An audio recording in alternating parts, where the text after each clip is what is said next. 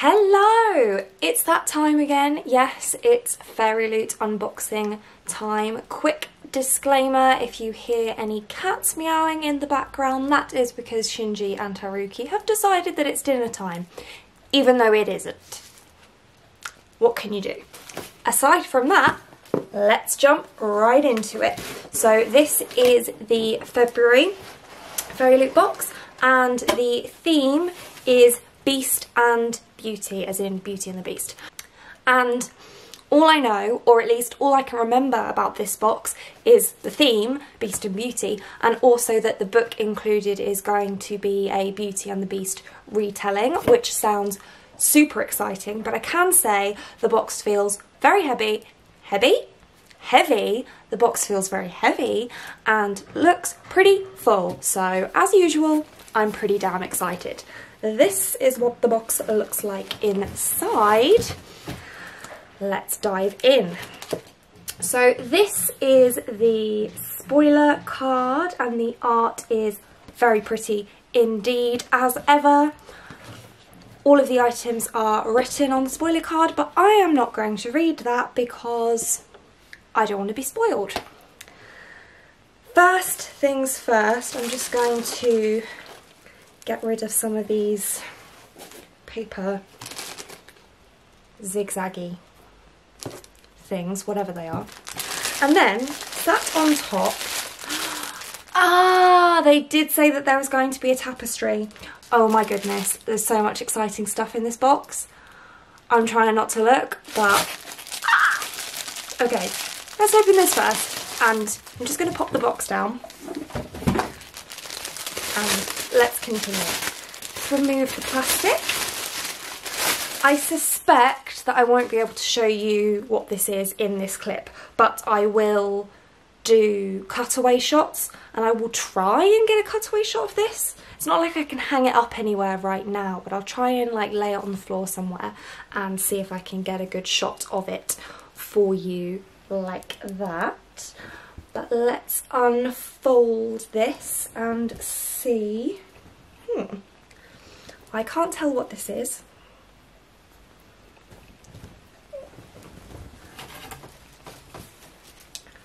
I think I might have it upside down. That would help, wouldn't it?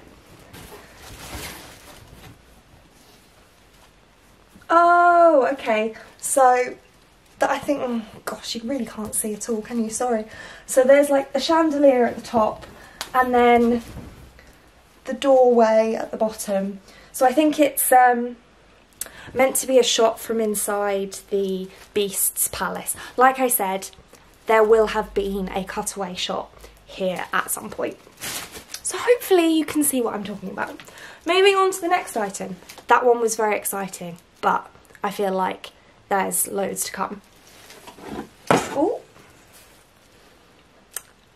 trash in the place, as usual. Ooh. Okay, so next up we have a, what are these called? I don't know. It's like a plastic cup thing. There's glitter in there. You probably won't see that. With roses on, well, a rose on, and it says, "Tale as old as time." Oh, so cute. And there's a hole in the top for a straw, which is cute because actually in the November box, I think it was, we actually got some metal straws, so I can put one of those in there. And I did actually need a cup like this to keep in this room, because this is the room that I film in, but also you can't see it, but over there is my computer where I edit, so this will be really handy to keep on hand to have a drink while I am editing, because I always forget to hydrate, and maybe this cute plastic cup will remind me to do so. Right, okay, what do we have here? Tea with Mrs. Potts, vanilla and white tea scented perfume. Cool. Oh, and it's a rollerball. Can I smell it? Let's see. Put some of this on. Oh, Oh, that's really nice, but it reminds me of, and this might sound like a bad thing, but it reminds me of those rose perfumes you used to be able to get when you were like a little girl in the UK. I don't know if anybody knows what I'm talking about, and I don't know why it should smell like that because it's vanilla and white tea scented, but to me it really reminds me of that. I'm just putting some more on. It's quite sweet and it kind of smells a little bit foody, which I appreciate because I am all about the sweet foody smells. So that is super, super cute. And I will actually use that. I don't actually have any rollerball perfumes, but I always think that they're such a great idea to just throw in your handbag for easy top-ups during the day. It's only little, so it's not like it's going to be really weighty in your bag. Oh, and it also says vegan and cruelty free, so that's always a plus as well. Next up we have, oh, this is cute. This is cute. So it says until the last petal falls. It's a Fairyloot exclusive pin. That is the rose in the glass jar. Is it called a jar? I don't know. There's probably, cat's gone wild. There's probably a proper name for that. I don't know what it is, but I can tell you that this pin is very cute, and I don't think I have any pins yet, so this is the first one to go in my collection. Hooray! Next up we have Beast and Beauty trinket tray. Curious. Very curious. Oh, that's cute. That's really cute. I really like that. I mean, I'm saying the same thing for every single item, so this is getting a bit repetitive. I apologise, but I like it all, guys. I like it all. Anyway, it says, if it's not Baroque, don't fix it. Oh dear, that's a bad joke, isn't it? But it's just this ceramic dish that is black with gold writing, and it's probably about the size of my palm. So that's really cute, just for little odd bits and pieces. I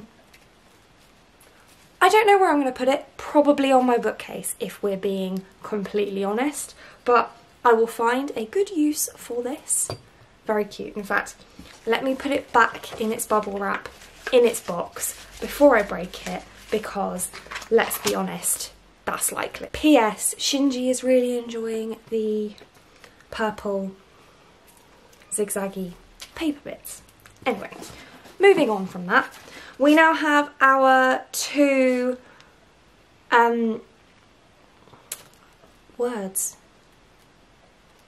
tarot cards. If you didn't know, Fairyloot are now starting a tarot deck with fandom inspired tarot cards. There are 2 included in each box, and the idea is you eventually can collect a set.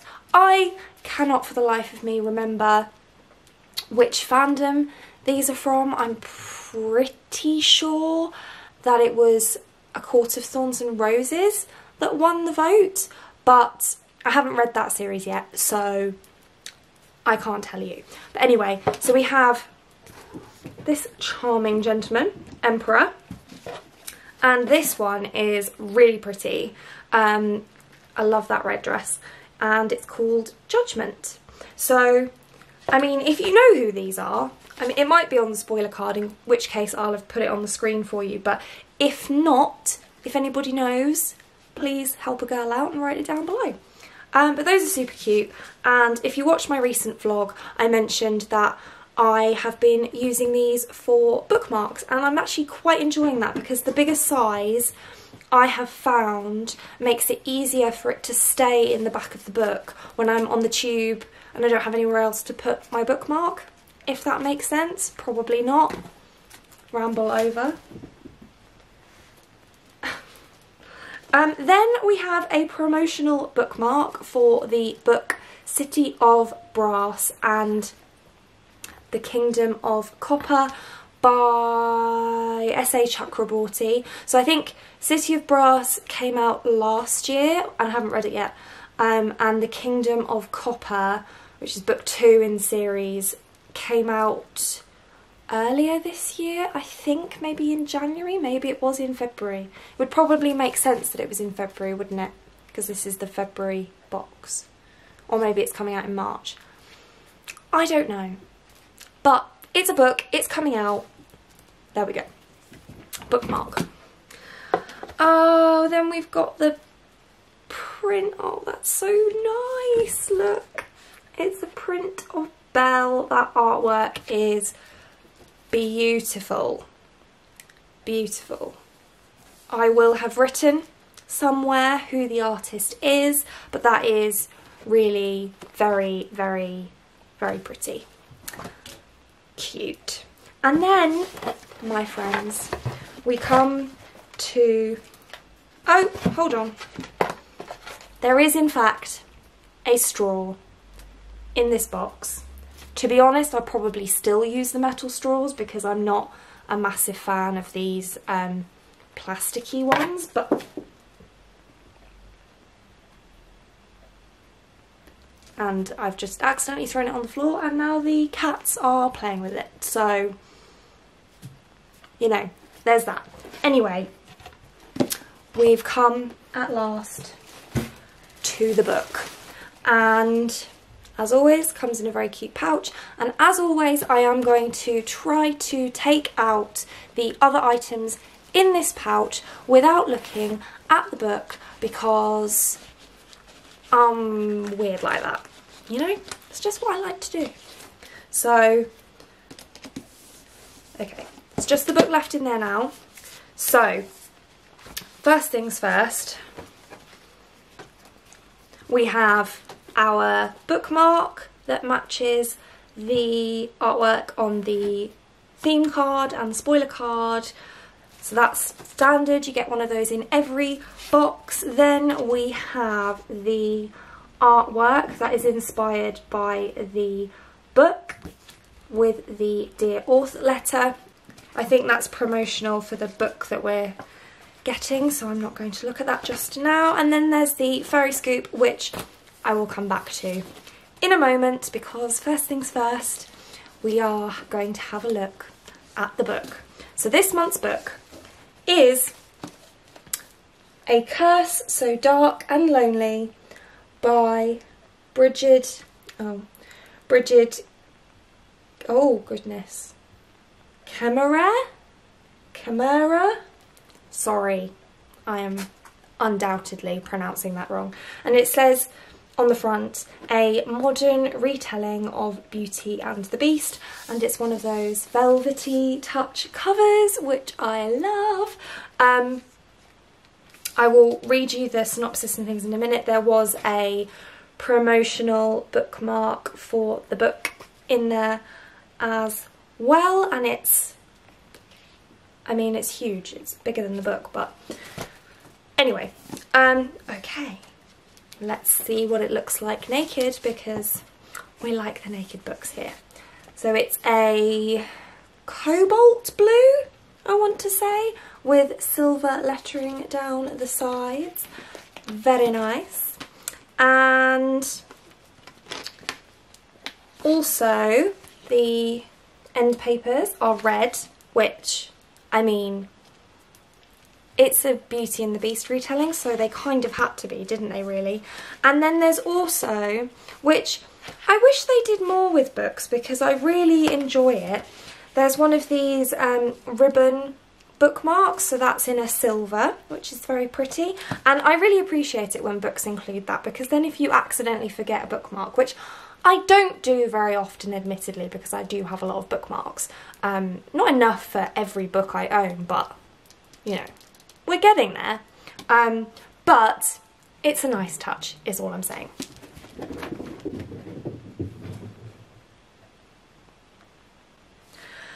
So as for the synopsis, it says, Prince Wren, the heir to Emberfall, is cursed. Forced to repeat the autumn of his 18th year over and over, he can only be freed if a girl truly falls for him, and after so many failures, his kingdom and its people are barely holding on.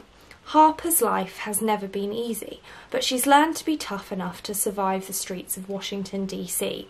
When she is sucked into Wren's world, nothing is at its... Oh my gosh, words! Nothing is as it seems. Powerful forces are standing against Emberfall, and it will take more than a broken curse to save it from utter ruin. And then there's a couple of, what are they called? Blurbs from Sarah Holland, Stephanie Garber, and Alessandra Cristo. And the tagline on the front is "Fall in love, break the curse, save the kingdom," which is kind of catchy. I quite like that. Now, I have to say, straight off the bat, it's not as adventurous in terms of the synopsis as I was perhaps expecting. It might have been nice if this was a queer twist on Beauty and the Beast, and I have to say, I do find it very slightly frustrating when every retelling ends up back in America somehow. That's me being super picky, I realise. So I am looking forward to reading this, and I will probably participate in the Fairyloot read-along for this one. Speaking of which, let's get back to the Fairy Scoop. So the read-along is happening starting on the 18th of March. In here we have an interview with the author, and also it confirms that the March theme is favourites, which is very exciting. And there's also the photo competition, which starts on the 7th of March, in case you're interested. And that's it for this one. Can I pick a favourite? That's a tough one. I like the pin, very cute. I liked the dish. The perfume still smells great. The tapestry I haven't even really looked at properly yet, but I am excited to. And yeah, I mean, it's just, they're always good boxes, so, you know, I can't pick a favourite, basically. Not just because everything's great, but also because I'm an extremely indecisive person. But anyway, that is it for this one. I hope you enjoyed it. Thank you so much for watching. If you like this video and want to see more like this from me, then do think about hitting that subscribe button, and I hope to see you here again soon. Thanks! Bye!